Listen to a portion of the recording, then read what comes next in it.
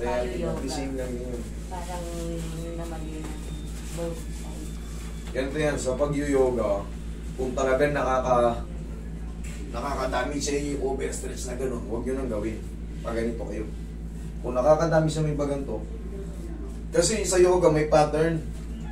May pattern, susundin nyo yung ano. Susundin nyo yung kalandian ng... joke lang. Pero the best yung yoga. Pero pag alam nyo nakakasama na sa inyo, bawas eh. Hindi naman ano eh. Hindi naman yung yoga panghabang buhay. Tulong na lang sa inyo yung stretching, pero yung talagang super stretch, kung nakakasama, bawas. Bawas lang. Huwag alisin, bawas lang. Ano mami? Nabawasan ba? Pero para meron nakaturn dito sa. Opo. Sira yung dish niyo, mami. Tingnan niyo man, higaan niyo yung sarili niyo.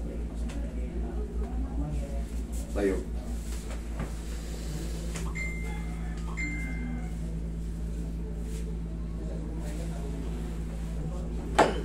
Okay, higa ang pabihaya. Tingnan nyo, wala yung ano, yung parang mapupunit pag hihiga kayo. Tanggal.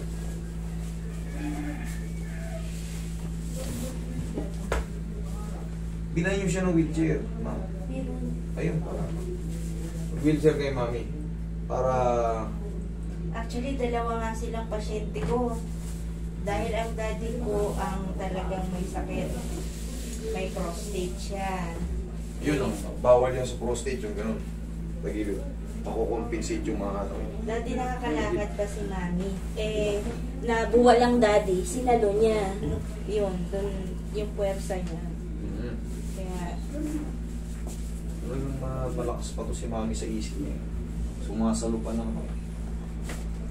Kaming mga lalaki, mas nauna na kaming bumigay. Sa totoo lang.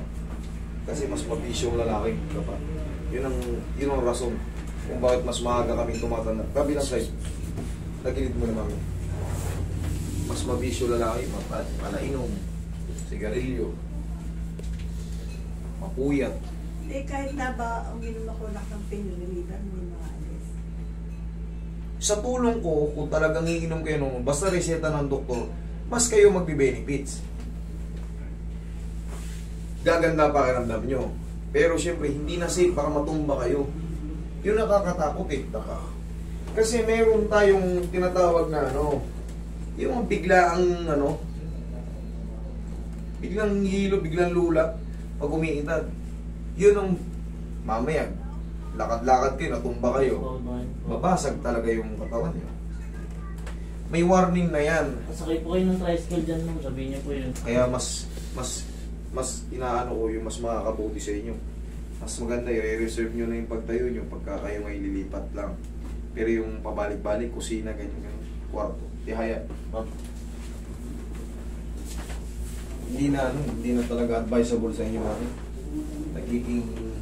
Nagsisimula na yung pag-ina ng katawan natin. Dahil sa pag-edad. Maswerte na kayong makatulog kayo na walang kirot. Para sa amin na. Maswerte na yung hihiga kayo ng naiinat nyo yung katawan nyo. Hindi lang kayo isang posisyon. Maswerte na kayo sa ganun. Inhale. Exhale.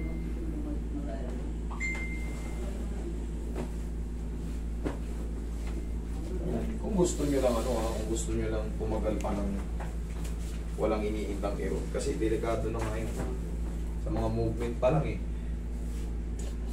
Yuyuko lang kayo, kukuha lang kayo ng kutsara. Iinda na kayo. Yung mga ganon, mga edad, ganon. Abutin nyo yan, kung yan, pinilit nyo ng kaunti, may mga aray-aray na kaagad yan.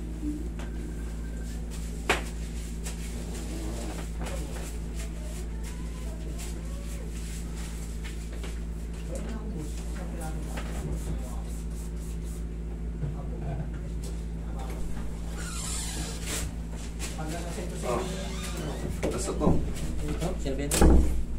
Upo kayo, ma'am.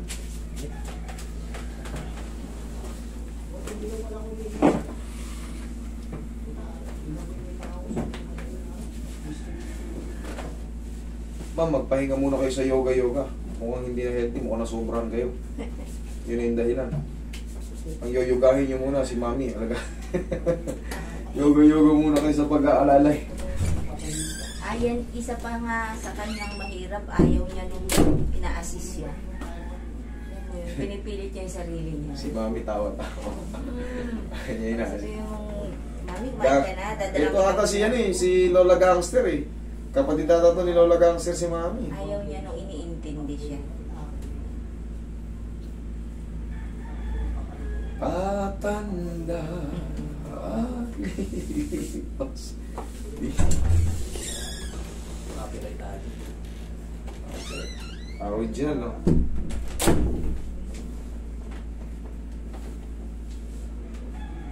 Pag sumakit yung balakang nyo sa pag-yoga, pitigin nyo lang, tayo ka.